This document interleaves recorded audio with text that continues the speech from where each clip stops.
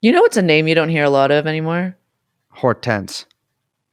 Close. What is it? And you know what? True. You don't hear that name very often. You never hear that. I was going to say Herb. Herb. Yeah, you don't meet a lot of Herb. Well, you don't meet a lot of Herbs. Well, I think or Herbies. I think that's a multifaceted reason name. for that. Oh, Herbie's classic. Well, it's the diminutive, I feel like. I don't know if that makes sense, but it does sound like the diminutive. More and more people are naming their kids that version of a name that I'm not going to, Oh, 100. Yeah. They're just, it's like a shortcut straight through.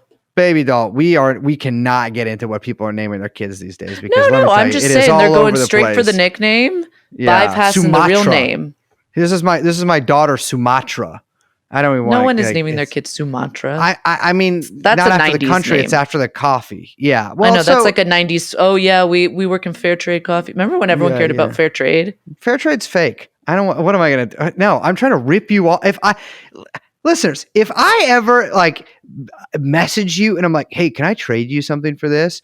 I'm trying to rip you off. I want to get one. Fair trade is the biggest crock of shit I've ever heard in my life. I don't think that's how fair trade works. Because fair trade is just like, oh, like, all right, I'll give you. Well, it's so stupid because like, okay, you get 50 of this for 50 of that. That's stupid. I'm trying to give you 49 of something for 60 of something of yours. No, this isn't how any of that works. Yeah, I do. You know, one thing I do like about how fair trade, I love a fake seal of approval. It's like when they certify things organic. Oh, this is fake. Yeah. Or kosher. Yeah, kosher's fake too. Well, so I was thinking, all right, check this out. I was talking to a couple of the guys the other day about, first of all, the idea that they had, which I really appreciate, is a long COVID clinic, like a crystal healing clinic, which you can make a lot of money at. Sure. But my idea is to start. Remember bone broth? Like how people were like, remember that's still going on, baby. Never had it. I mean, it's just I was never unclear whether that was just regular broth. Yeah. Well, it's my not, idea. Well, check this out, baby. We're selling well water. Well water. Tell me. How come all of your ideas sound extremely libertarian? Tell me. No. Well, okay. In that, all right, my neighbors are walking by, but which is fine with it being the recording. I just don't want them to hear this idea. You're telling me that like 90% of urban type people, like, you know, fucking like people who like listen to podcasts and shit. Yeah, exactly. But it's the healthies you're after. Yes. So you're telling me at fucking goddamn fancy market in whatever town they're in, they're walking by, there's a corner stand that's just glass bottles that just say well water on them. And then maybe like I think it needs a little better branding. Yeah. No, well water can kill you. Yeah, but people will think what wellness, like here's the deal. People are thinking, I see Young Chomsky's not his head here. People will see well of that and they'll be like, oh, wellness. When it's actually just, yes, they will, dude. Water. You're fucking insane. I'm the prime customer and I'm telling you, I reject. Because you're no. Because I'm a what? I'm not going to finish that, but that's why you're not the prime customer. Because I'm a what? I'm not going to say what you are, but you're not the prime. Fine. You're the 10% that I'm not talking about. You'd be like, oh, well, water has worms in it, which yes, it does. But I'm telling, okay, so you don't want to invest in this. Absolutely not. You don't want to invest in this. Young Chomsky, do you want to invest in this? Listeners, send. I will put my personal PayPal link in the text of the. No, what do you call it? Yes, I will. I do that every time. Actually, it's just I do it in white, so you have to hex code. I made in hex code. If you want to invest in my well water company, I'm thinking of buying a farm outside of Fresno and just fucking digging the shit out of that land and getting some water up there, selling that shit to Erewhon. I'm going to be a billionaire. Jeffrey Epstein. Jeffrey Epstein. Jeffrey Epstein. Jeffrey Epstein.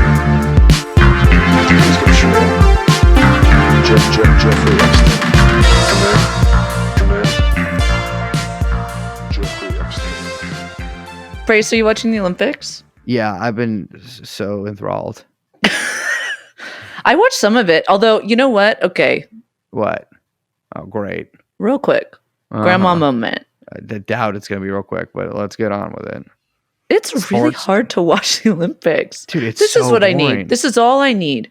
I need someone like online where it's like, hey, this is the sports that we're showing. This is the time that they're on the channel they're on. Just show that to me. Is that not what's happening with the Olympics? Yeah, you can't even tell when anything's on.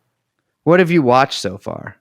Unfortunately, the only thing I've been able to catch has been like extreme canoeing. Are you just talking about like? Is that what it's called? I don't think that's what it's called, but that's what it looks like. The canoe is in the sport. It could just be called canoeing. I don't know, but they're like on. Yeah. It's almost like a rapids type course that they then have to kind of like loop-de-loop through. Yeah. It's a race, I assume. No, it's not a race. Well, it's a race, individually. Yeah. Oh, but, okay, not together. It was pretty weird. It was like just like kind of like a lazy river sped up with a guy in a canoe, kind of just like. That's what I'm around. Saying. Is that really an Olympic sport? I don't know. Well, this is what I'm saying, and like it's like there's all these like quote sports that people do, like. And then, but nobody like if I walk up to any given person on the street right now and I'm like, do you want to go watch some guys canoe with me? They will mace me. Yeah, and call the police. They will blow into a whistle. They'll be like, get the fuck away from me. Why would you ever say that to me? But then suddenly, every 4 years, the goddamn the bigwig network executives go into your home and are like, hey, do you want to watch canoeing with me? And people are like, yeah, I guess I will. It's stupid. Like the other thing I saw was 3-on-3 basketball, which absolutely should not be an Olympic sport. You can't have that is 3-on-3 like half court basketball. Are you out of your mind? What is that? Come on. I'll be honest. Liz sent me a lot of text messages about that earlier. It was offensive. A fusillade, but a lot of text messages about it. Yeah, I mean. Listen, the deal with these sports is there should be. We've talked extensively about this in the past week about sort of our views of the Olympics. I have a if we were world dictator, this is how it would be. When the regime is in place, this is what's going to happen. All right. First of all, Olympics is only racing, and now don't get me wrong. All of the athletes from these. So yes. No. I'm not behind this. No, but it doesn't matter because we need like gymnastics super sport. Let me tell you what's going to happen. So all of the athletes from these other sports are going to participate. So like you got your discus thrower, we can put discus in there too. So you got you got your basketball players, you got your canoers, you got your fucking curlers, all these people, but they don't play the sport that they've been training for. They just have to race each other. No. I don't like this. Oh no, yeah, it's really good. Naked. No, everyone gets their own little sport. That's fine. But no fake-o sports. First of all, everyone. Let's do ancient real games. Mm-hmm. Nude. So, all right, I'm Greeks. Would you say they're Greek style games? Yeah, Greek style games in one place every year, except every 4 years. Well, we talked about this too. Is that clearly the Olympics should just permanently be in Greece? Yes, or in a location. If you need a northern location for the Winter Games and a southern location or whatever, I don't know, depending on the seasons. Yeah. I mean, I'm sure there's some snow in Greece somewhere. Do it that way. But single place games always. Yeah, Dunzo. That's it. You just build it one time. Yeah, that's nothing else. Never again. But they'll never do that. They should let you, if you really want to do a sport, they should let you do it too. Like. Because sometimes I watch these people, I'm like, dude, I could do discus. You know what I mean? Couldn't. Like, what the fuck? Are you fucking kidding me? I couldn't. You could not discus to save your life. Are you kidding me, dude? You first I love you, but you cannot discus. I hate you because you're mean to me. I could do discus. Why couldn't I do discus? I'll throw some right now. No, you can't just throw. That's not discusing. Isn't just throwing. It's not called throwing. All the way across the room. Literally, I couldn't go any further. Yes, it is. It's hurling. I'm sorry. Which is what I do whenever I see you fucking asshole be mean to me. Hello, everyone. I'm Liz. My name is I'm nervous. I'm dropping out. Just kidding. I'm Brace. We're joined by producer Young Chomsky, who has been banned for doping. And but we're banned from the podcast for doping. That's the other thing. What? Doping should be legal. Don't get me started. Go on. What is it? What's up with this whole thing with the Russians is bullshit. Mm-hmm. Yeah, they're not white. No, I just mean the fact that they have to like this whole thing about the doping scandal with the Russians, and they can't like play the Russian anthem or like win under the flag, and it's so this funny. Like censored like Russian Olympic Committee that they have to play under. It's so stupid. The politics of this whole thing are so stupid. It's ridiculous because first of all, everybody is doping. Everybody is. The question. Well, look, the line of what is doping and what isn't doping is, a social construct. I mean, it's like, that's a political choice. Yeah. Well, I have made the political choice to dope several times in my life, and nobody ever gets mad at me about it. The thing is, though, I'm saying this is the same thing with like Barry Bonds. When people were like, "Oh man, get that man in the Hall of Fame." That's something that I stand. Exactly. Barry Bonds was a doper. Stance. 100%. Barry Bonds was a doper. So were all these other fucking jackasses. They were all fucking doping. They were. He just did it better than you, motherfucker. Yeah, he was the best doper. He's okay. Yeah. Yes, he was. He was baseball's best doper, if we call it like that. And you know what? I loved watching those home runs when I was a kid. Incredible. Yeah. Hometown hero. Giants going to win the World Series this year. Yeah. Is that like just throwing it out there? We're sponsored by BetDBI, and this is a sports podcast. Yeah. Oh, yeah. People got mad at us for talking about music last week. Which, by the way, let me address. Okay. Let me talk real here. Yes. One thing. First of all, we're here having some laughs. Mm-hmm. We're here having some goofs. It's Brace and Liz talking shit, saying things. People are suddenly like, "Oh my God, I can't believe Liz thinks this about music. I can't believe Brace believes that." You don't know what I think. No. You don't know anything. No. This is the thing. People were like, what? Oh, Brace is, how could they say this? Listen, I'll tell you this.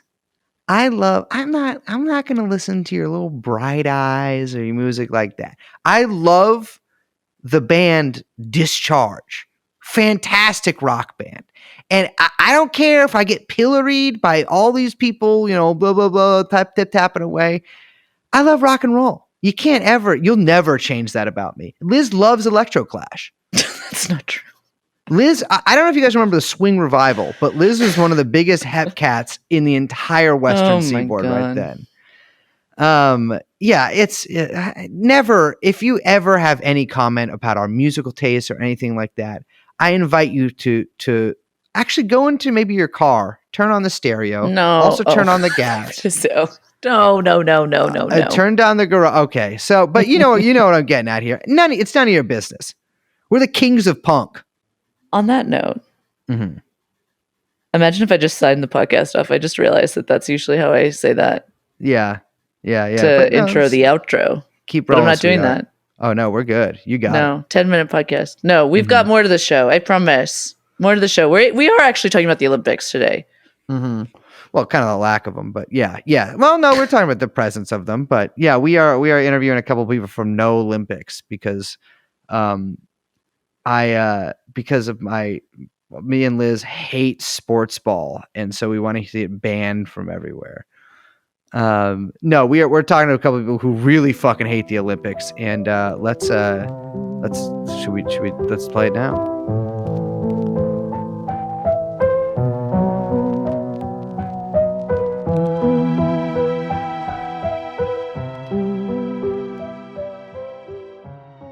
Hello, listeners. This is my 15th time trying to do this. I should actually just do it again, but I'm not going. I'm going to keep going. This is my 15th time trying to do this intro. I can't think of any sports that are in the Olympics. I couldn't do a pithy intro. This is us at our rawest, listeners. Unable to come up with. I thought crimping was a sport earlier, but I think I'm thinking of curling or crumping. Crumping, is that a sport too? No. Okay, well, my bad. All right, assholes. We have with us today Anne and Jonny from NOlympics Los Angeles. Jonny is a returning guest from Dose years ago, and Anne this is her first time on the show. Welcome to you, and of course we have Richard Jewell staring over us, the patron saint of the Olympics. How you guys doing?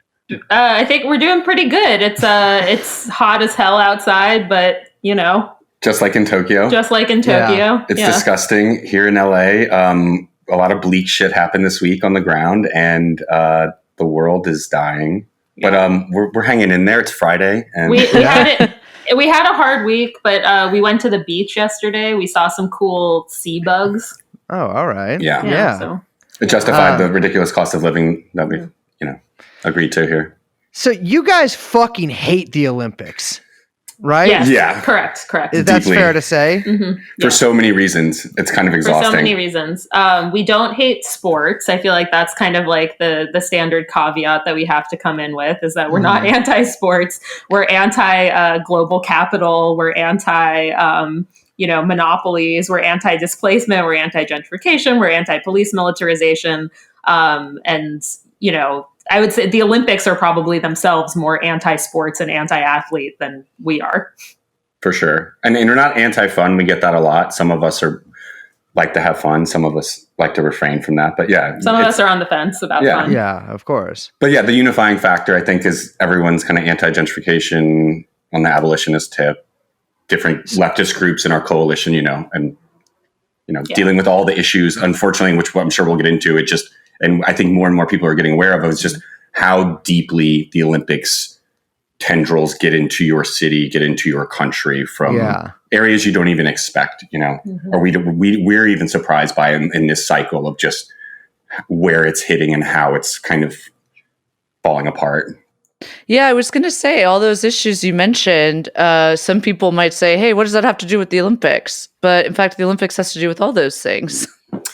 Yeah, basically, so the way that we've kind of come to understand the Olympics, both through, talking to folks in other cities that have hosted the Olympics, talking to folks in LA who are present for the 84 games, and then now experiencing for the last few years being in a city that is preparing to host the Olympics, that's actually all the Olympics is about basically, it's funny. I was revisiting the host city candidature questionnaire and statement that LA had to prepare. This was the one that was initially not successful when they lost out on the first round to Boston. But they're all basically the same. I used to work in marketing for real estate developers, and these brochures and the bid books just sort of remind me of, they have that sort of glossy vaporwave, imagery and these renderings of buildings in the cities that are either they have no people in them or they kind of have these faceless white people in them. And that's kind of, and the Olympics are really all about how do we sort of put a timeline to transforming the city so that it matches the vision in this book, where it's just really a bunch of empty buildings that can be sold to, global real estate speculators. And that takes, in order to get there, that involves displacing people, that involves moving all signs of visible poverty, that involves getting rid of political dissent, that involves creating a hyper-militarized police force. Collapsing all public space. Yeah. No more public space, privatizing everything. It also reminds me of, if anyone's familiar with RoboCop 3, when they have all those those commercials for Delta City in the sequels, it's kind of that vision of a city that's devoid of humanity. That's just basically completely privatized. So some kind of Mothra emerging from the ocean and descending upon the innocent and unawares people of Japan. The Olympics have not seemed to have gone down well with the Japanese people. They're currently happening at this moment. I have been watching with rapt attention 16, 20 hours a day, just live stream several monitors at once, like a video game streamer, just taking it all in. Are you using the Peacock app or NBC Sports? So I'm actually as a journalistic thing, I actually am a pretty heavy investor in Peacock. And so we do use that, but I'm not saying that because of that. Yeah, it's Peacock. Liz named it. But the Japanese people seem fairly unhappy with this. I was reading statistics earlier, which I hate to do, but I was doing it. It said something between 79 and 83% of people polled in Japan do not want the Olympics happening for a variety of reasons. Some people are it shouldn't happen in Japan at all, or it shouldn't happen right now, but they are all united in saying that there should be no Olympics right now. And there seem to be pretty big protests there, and a lot of discontent. The stadiums are empty, which is just astounding to see. I mean, and also it's very weird. Athletes. But you guys visited Japan, I think back in 2019. So can you tell us a little about that? Yeah, so we were there almost exactly 2 years ago. Since we formed our campaign, I should say that, when we started, we started under the sort of auspices and with the blessing of folks in New York and Chicago and Boston who had successfully kicked the bids out of their city, which is how we got stuck with it.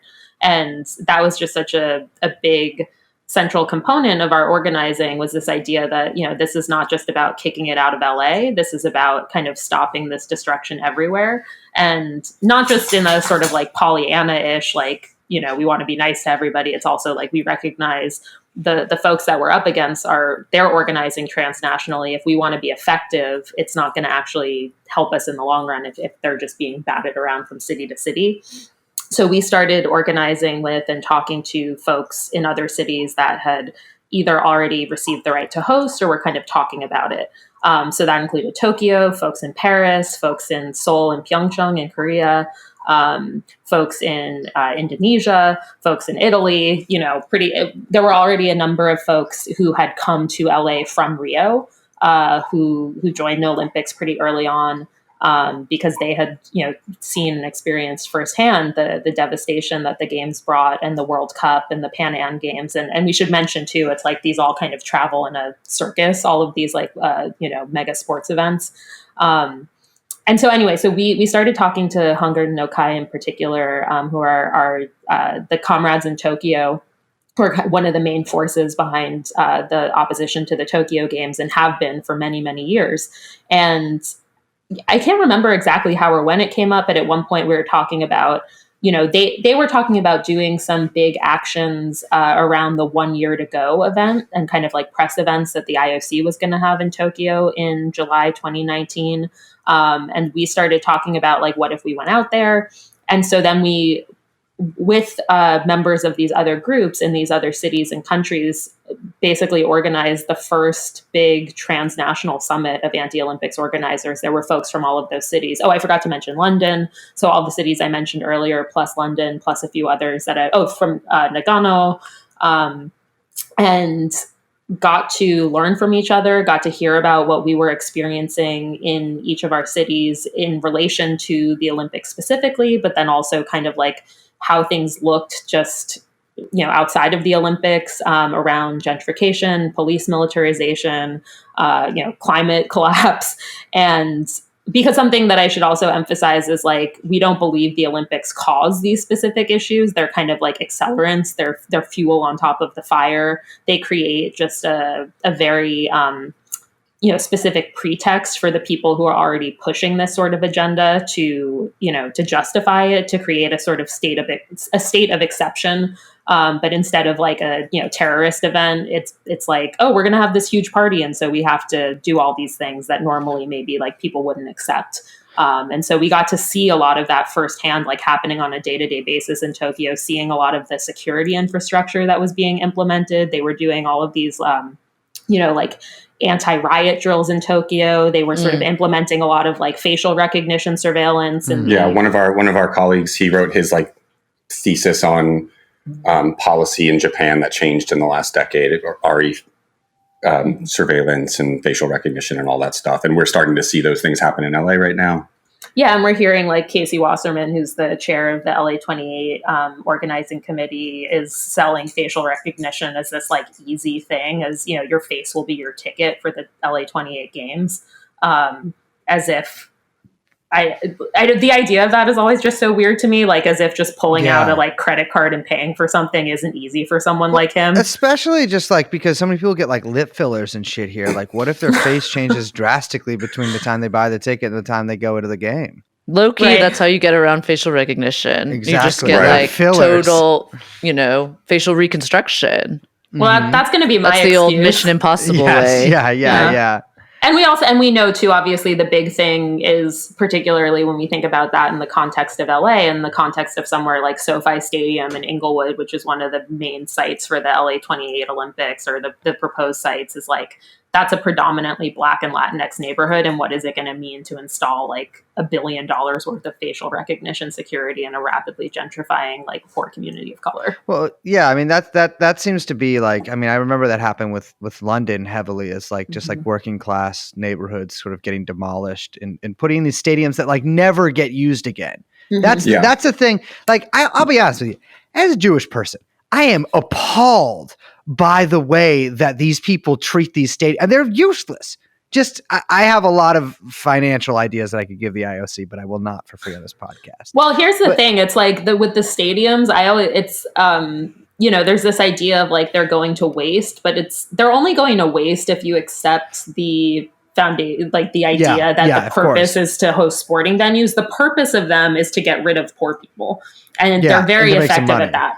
And and to change the land value, to change the composition of a neighborhood. It's like, that is the purpose. And so that was one of the things. I don't know if this comes up sometimes, and I feel like I just saw a headline about it, like Hudson Yards in New York, that like monstrosity, the huge mall thing that people are, jumping off of all the time now. And they refuse to put up any barriers. But that is connected to the New York Olympic bid, because when Bloomberg was, part of was like pushing for the Olympics in New York, part of the bid committee said like, oh, we can't have a competitive build unless we're able to, build new infrastructure, either permanent or temporary, by the Hudson River.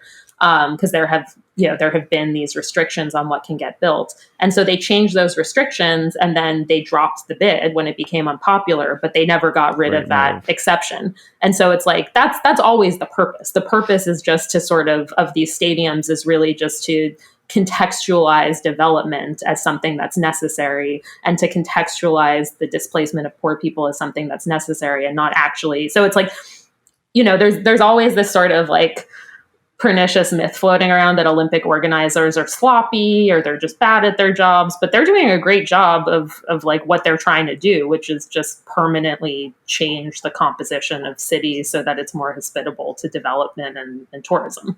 Well, that's and you really see that particularly well in the Japanese case, because of the kind of development transformation that they're pushing around Fukushima. I mean, that was really the big push, and these games were kind of, they're sort of like billed or branded as the kind of like Japan's like recovery Olympics, which is a very weird thing to say. That's situated around both Fukushima and the tsunami, but also like, I mean, Japan's like 10-year long kind of like economic decline or stagnation, and them kind of getting out of that, and there being a really big kind of national IP push, which I think is a really interesting aspect of the Olympics that gets kind of unremarked upon a little bit. But so, a lot of there's been a huge kind of push to redevelop Fukushima in the wake of that disaster.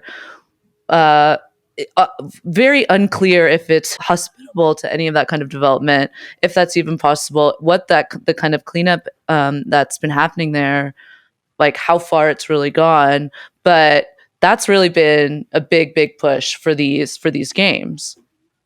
Yeah, absolutely. And when we were in Japan, a handful of our comrades had the opportunity to go to Fukushima in person and see it. And what we heard back and saw in the footage, and the stories of the people who were there, is like, it is absolutely not recovered. And one thing, and people had asked us too at certain points, like, why make this big effort to go out to Tokyo? And there are just certain things that, like, being there in person, and I feel like actually in some ways after a year of being on Zoom, people maybe appreciate being in person more than they absolutely had. For sure. Oh my god, there's no way to actually understand the like textures and contours of a place and the people that live in the context of that place without actually being there. I mean, that's any kind of like digital interaction pales in comparison on like what you're able to experience, particularly in a political context. definitely being together in person, you get to, the types of relationships that you can like form, the type of trust you can build. And then, yeah, like you were saying, the sort of details that you can pick up on are really important. Also because I think there are certain things that living in a city you take for granted. So when you're reporting them secondhand, there might be things that you wouldn't articulate. And so for us being in Tokyo, there were certain things that we got to hear or see that people would either we would witness or people would mention them offhand, like in an offhanded way. That actually wound up being really important. And for me, one of those things was hearing, so the Fukushima nuclear disaster happened in 2011. Someone mentioned at one of the events that we were at that the funding, the like recovery funding, was set to expire in 2021. And so from that point, I was like, oh yeah, it seems like it would be really convenient to hold a global spectacle announcing that Fukushima had recovered at the same exact time that all of the relief funds for the victims were set to expire, and they might want to like ask for more, particularly those people who are still displaced, of which there are tens of thousands of people who are still displaced. There's an increasing number of kids who are being diagnosed with thyroid cancer that the government like refuses to admit is connected to the nuclear disaster. And so the timing always felt very sort of convenient in terms of having the Olympics kind of set the stage for them saying like, well, great, we did it. That's the mission accomplished moment for Tokyo. And surprisingly, because of all the other factors, and this even for me, I was surprised that mainstream media, at least in America and English language media, has really rejected that recovery narrative, like wholeheartedly. Yeah. I've really noticed that. Yeah, I think the main challenge right now is. On the one hand, I think it's very positive that media is rejecting the recovery narrative around Fukushima, rejecting the recovery narrative around COVID. There's always like a little bit of I sort of can't help but interpret it as like a racist undertone or sort of xenophobic undertone of like, there's this sort of like, yeah, this other country is handling it badly, or just like they fucked up, like they couldn't get it together. And don't discount anti-nuclear. Yeah, absolutely. But yeah, there's this sort of narrative of like, yeah, Tokyo, like they couldn't get the COVID recovery under control in the same way that, like we in the United States really like knocked this one out of the park. And so I think it's always important when we're talking about these things just to, remember like how connected our struggles are. And it's like, again, the people who are leading the charge on all these fronts are the same people. It's like the same, in a lot of cases, it's like the same corporations, the same individuals who are invested, the same developers, like they're working transnationally. This is not like a local event. Yeah, a big example of that is the big giant national Olympic stadium in Tokyo, in the center of it, for the big centerpiece where they did the opening ceremony. That's built by AECOM. That's the second most expensive stadium in the world, and the first one is the one in Inglewood that they're building for the next Olympics. And so it's the same. They're using the same practices and timelines in order to get these things built. And so it's like 10 companies that are really doing the heavy lifting on both in any continent. Doesn't matter. And that is the kind of globalist kind of design of the Olympics. Yeah. Well, the thing too is that like the Olympics also bring in a shit ton of money, like not to the host country, right? Especially not if like there's no spectators, which seems to be a real fucking ripoff. If because that's like the one sort of silver line is like, well, maybe we could sell out some hotels or something, but like ain't nobody fucking watching these tennis players, baby. I read somewhere that like Japan spent something like, I think it's 16 billion that they're saying, but likely like over 21 billion, with a bunch of that being public money. I think all but like 6 billion of it being public money. I mean, this is also at the time when, Japan also is still trying to rebuild from the tsunami from Fukushima. And I think that people are really unhappy with that. I mean, that's sort of what struck me, is that like the size of these protests and the size of the discontent in Japan. I mean, you mentioned earlier, a state of emergency or a state of exception rather. I mean, the state of exception that accompanies the Olympics is also it's dovetailing with the state of exception that comes with COVID too, right? I mean, there are pretty heavy restrictions in Japan right now. I mean, you cannot buy drinks after 8 p.m. I think bars and restaurants close around them. You're encouraged to stay home. If you're a salaryman, you can't get wasted and fall asleep on the sidewalk. It's like, it is, I mean, it's pretty wild. And like, I've seen a ton of interviews with people, and these aren't just like, I'm at the protest kind of people. These are just like regular everyday people. They are pissed about this. I mean, it is basically like a total imposition onto them with zero benefit. I mean, you can't even pretend there's a benefit. There's not even like a prestige benefit, because everyone's like, "Oh, this is kind of weird that they're doing this." Like it's I don't know. It's just shocking to me that like I read somewhere there was a quote that the IOC said like, well, we don't decide decisions don't make decisions about the Olympics dependent on public opinion, which is true. So I guess it's good that he said it, but it's sort of shocking how bald that was. And like that's sort of a question I had for you guys, because you're trying to prevent the Olympics from coming to Los Angeles. That like, I don't have nearly as good a grasp on how the actual opposition looks like on the ground in Japan to the Olympics as you guys do, obviously. But what, like, has this made you sort of reconsider how you're going to approach it? Like, how are you feeling about this in the wake of like basically the total steamroll of the majority of Japanese public opinion? I mean, that's something we've always been aware of, right? That like, the people, this is a like resolutely undemocratic process. The people who made the decision to host the Olympics in LA, it was a handful of, very wealthy, very powerful people. So the Olympics have never relied on public support, in terms of making the decision about where things happen. The IOC has been on the record, and members of the IOC have been on the record for years saying that they prefer to host the Olympics in cities where there isn't a lot of democratic input. They like hosting the Olympics in more autocratic states because it just makes things easier for them. And it's worth noting that LA and Paris, the two cities that got stuck with 24 and 28, were the last two cities in the running for 24 after every other city dropped out. And the reason that LA and Paris didn't drop out is because they were the only two cities that didn't have any type of vote. Every other type of city had some sort of vote or referendum except for LA and Paris. And then after the votes, they dropped out because people didn't want them. So I think, for us, we're kind of in this interesting position where when we started, we formed in the spring of 2017, maybe like probably less than 6 months before the city council voted to authorize Eric Garcetti to sign the host city contract with, maybe around the same amount of time before the IOC held their session and kind of indicated they were going to give LA the right to host 28. So we started in that sense a little bit late, but then at the time, that was the longest lead time between awarding the games and hosting, 11 years. So the amount that we've been able to sort of accomplish in terms of traction, in terms of identifying where those weak points might be, the fact that there is this transnational opposition now, that people are paying attention in this particular way, does provide a lot of opportunities that I think weren't present 4 years ago.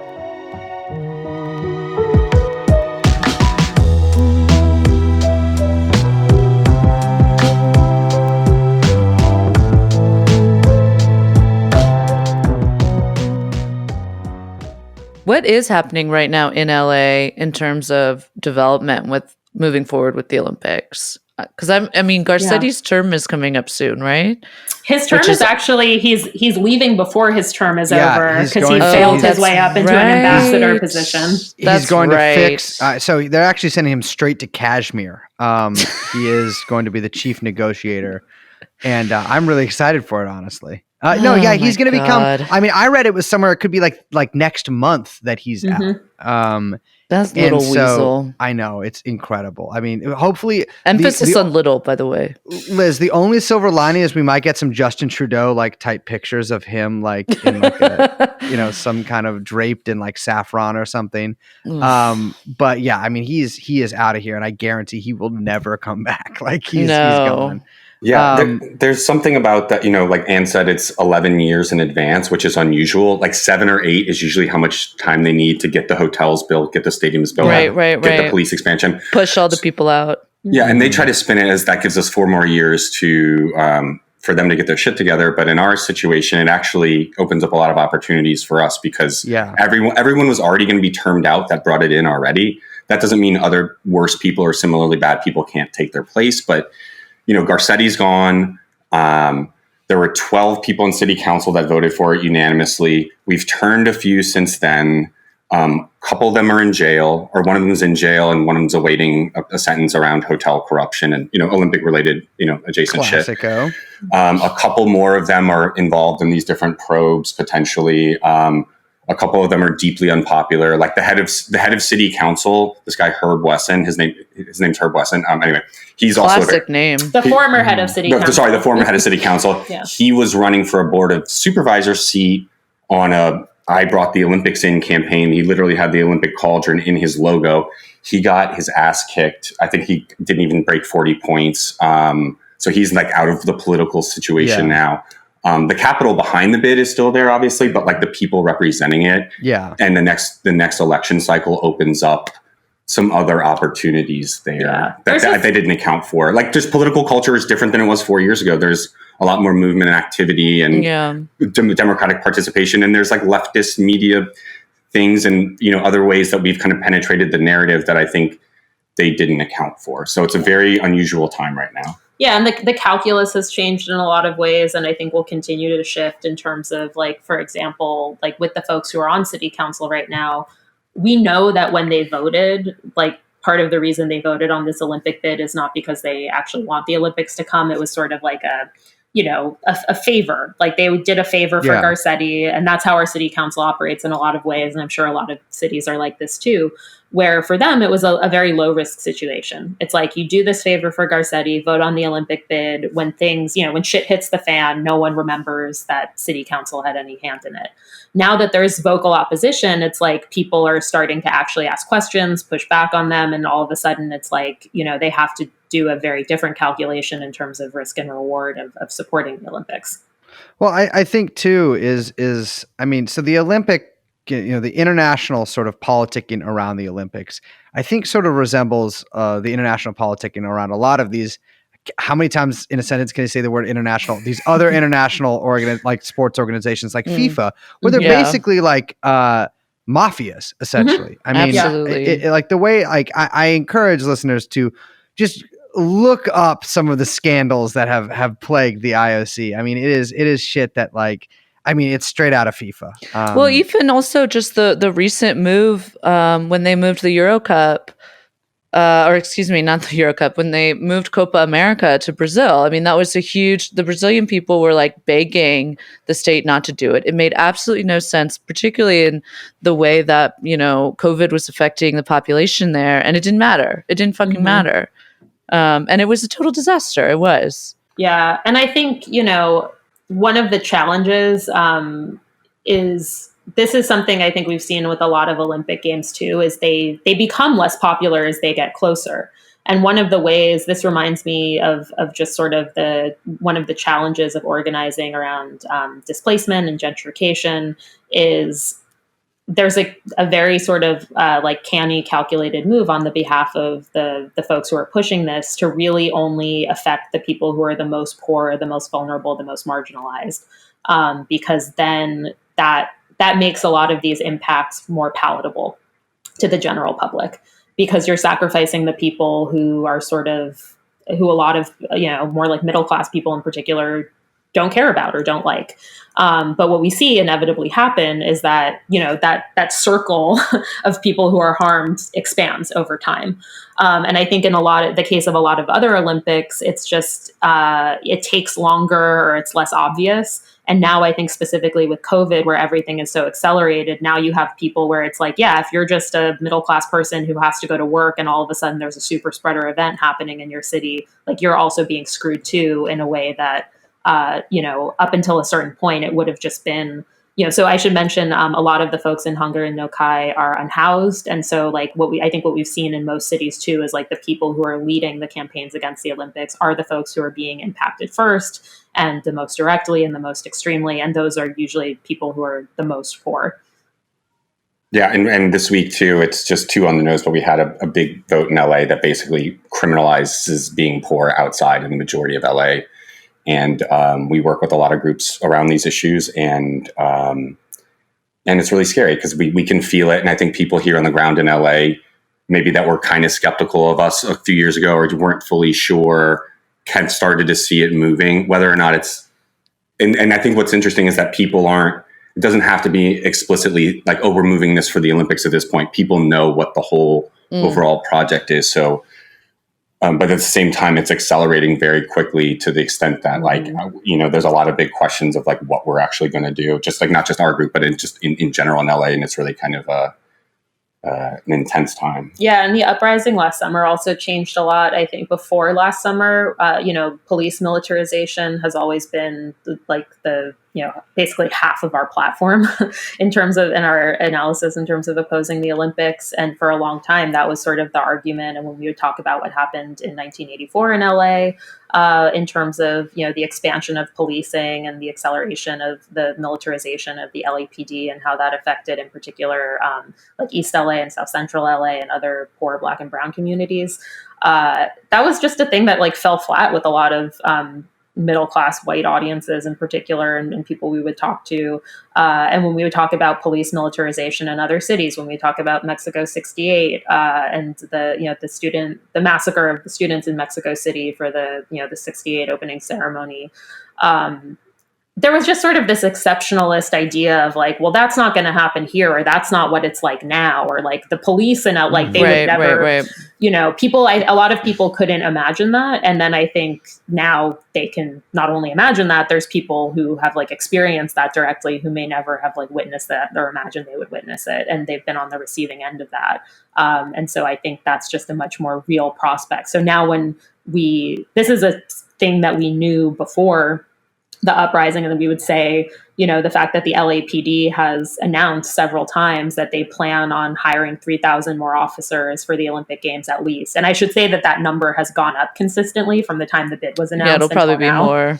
It'll probably be 5,000 in another year. And they've, Jonny maybe can talk more about this, but they've said some more things publicly in the last couple days. And I think that those numbers and those statements have a very different meaning for a greater number of Angelenos now than it did a couple of years ago.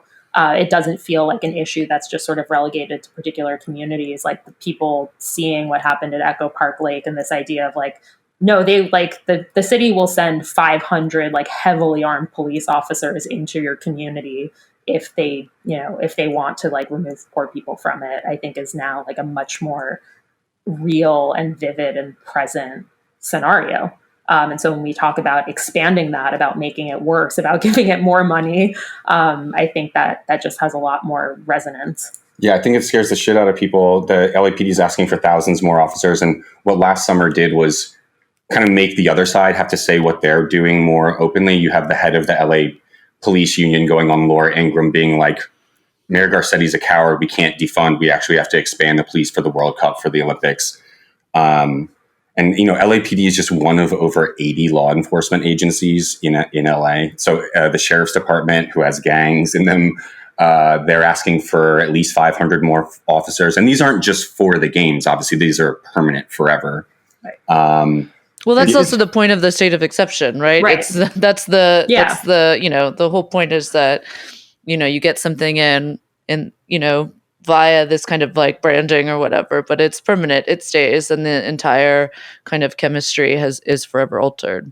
Mm-hmm. Well, it's also crazy because like, I mean, at the Atlanta games, like it wasn't even a cop who found that bomb. It was actually just a security guard who then everyone blamed for it, which is, to me, it's like just we need to hire more private security guards. Yeah, just more security guards who like actually love their mother and stuff like that. Yeah, I mean, obviously that's the whole like, paradox with defunding the police and, like the rise of that. In Tokyo, what we saw for the 64 games, they built out their private security infrastructure with the two big companies, Alsoc and Seicom. And those are the big private security giants in Japan to this day. And those are the big people doing security at the Olympics today. Yeah. One of the things that we're trying to track more now and have been, trying to wrap our head around in a more concrete way is, so in LA, obviously we have the same distinction that exists in every city of, the weird overlaps of private security and then the actual police. And then in LA too, because of how weird our,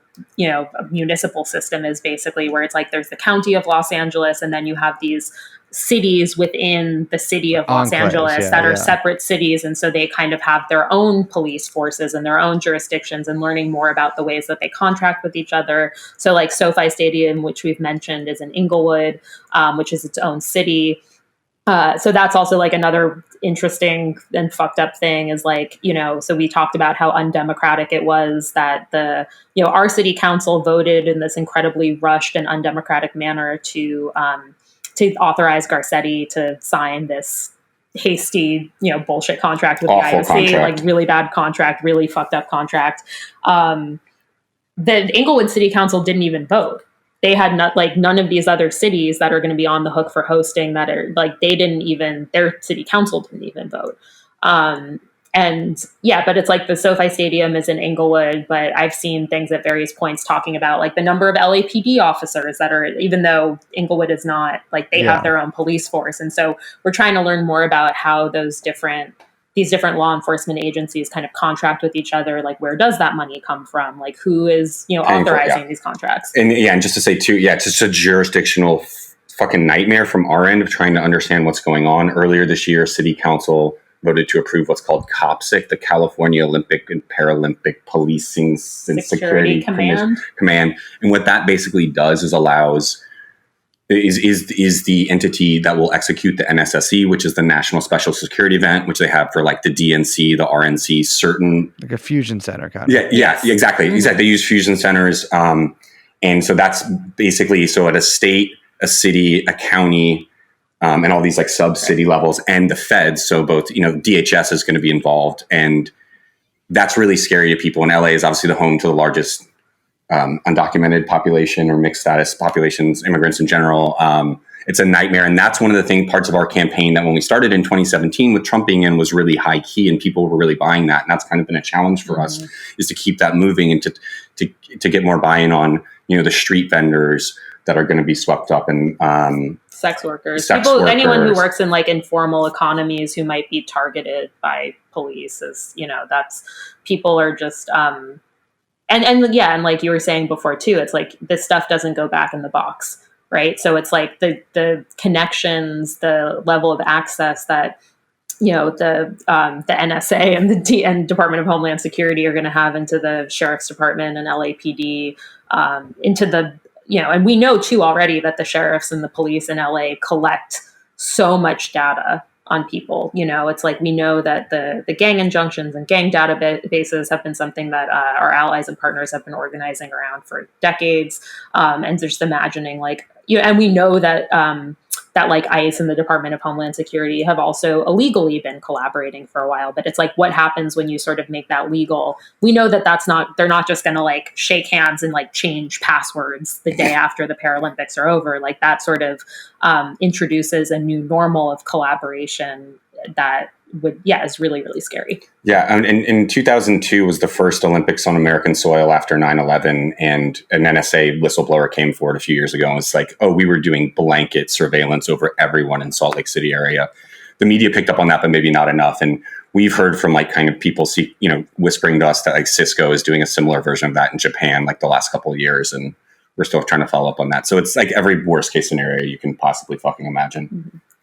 Yeah, just handing over billions and billions of dollars to these agencies and giving them the keys to everyone's computers and databases. Like, what could go wrong? Like, have fun. Yeah, fingers crossed.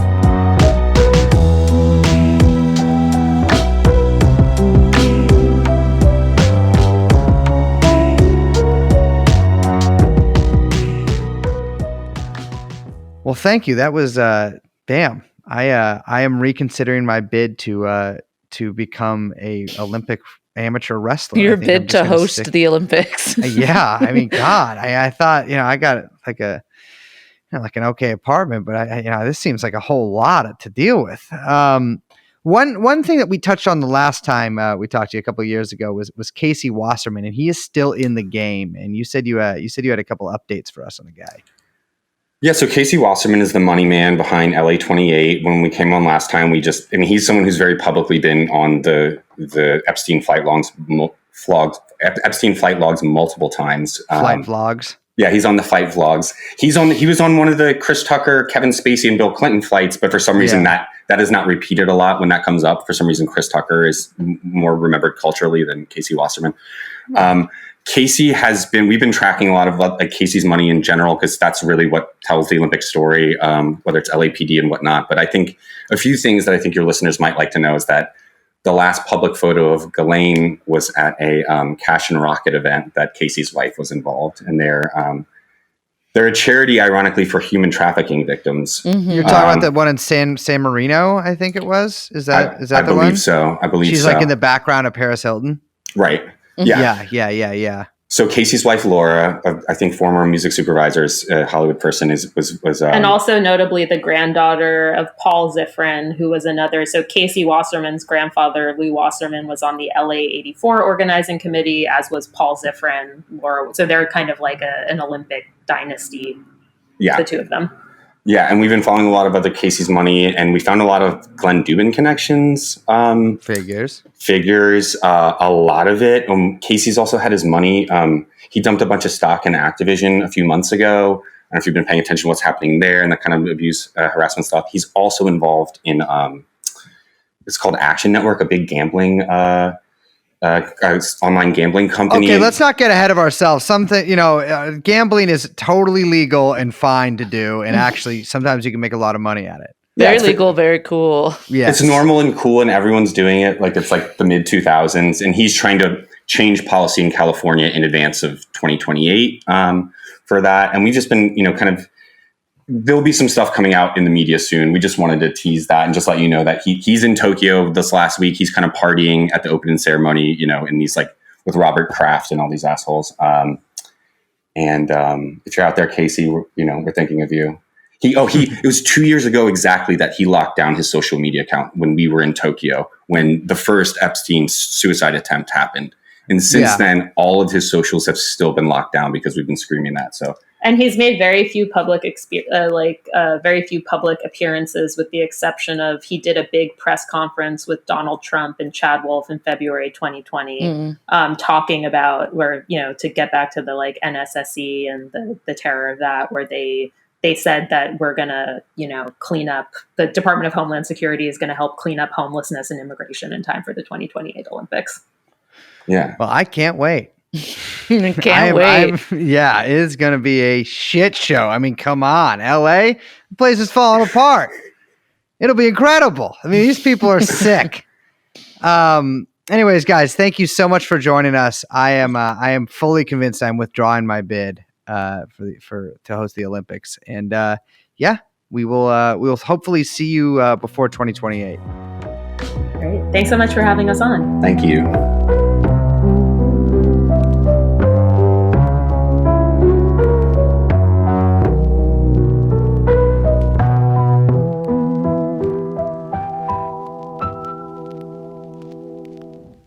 So the new thing that I'm going to start is that Simone Biles has Havana syndrome. Oh, she's been getting mind blasted? Yeah, she got mind blasted. Pew, pew, pew, by the Chinese or the Russians, depending on who I'm feeding the story to. Technically, it's the Russian Olympic Committee that's doing it. It's not the actual Russians themselves. No, Mr. Putin himself. Pew, pew. They should have tapped me in for that shit. I could have done all that shit. What, ray gun? No. Or gymnastics? It's like jumping bullshit? No, you can't do that. I could eat. Dude, Liz, you can't tumble. No discus, no tumble. Splits. This is a little behind the scenes. You can't do the splits? I could do the splits. Yes, I can. No, you can't. It's my party do it right trick. now. Unplug, you do can't it right see now. Me. No, I can't. Fix the camera. I want to see it right now. I am doing it right now. No, you're not. No, sorry. I'm doing it. No, I'm wearing really tight jeans. Do you know what the splits are? Yeah, it's where you put one leg this side, one leg that side, and then the girls at the party are when like, I was a synchronized swimmer, I did a lot of splits. Oh, cool. When I was a professional fucking wiffle ball player, I could too. You were a synchronized swimmer? Yeah. That's okay, true. This is too much. How have you never told me that before? You didn't know that? No, really, I've never talked about this. You've never talked about this. Oh yeah, I was a competitive synchronous swimmer when I was a kid. What the fuck is? Yeah, it's crazy too, and I mean the whole thing was really weird too because the costumes you have to wear, it's they use Nox gelatin to hold your hair up, and you have to wear underwater makeup and all the whole thing. What? It's very my pre-woke phase as a synchronous swimmer. Damn, that's great. Well, when I was a kid, I was often damp and shivering and forced to wear makeup, so it's sort of pretty similar to that. And I won a lot of contests too. Well, anyway, so that is the end of the episode. Let's keep talking. No, let's not. I'm Liz. My name is Brace. We are joined by producer Young Chomsky. Make doping legal. The podcast is called TrueAnon. We'll see you next time. Bye-bye. Jeffrey Epstein. Jeffrey Epstein.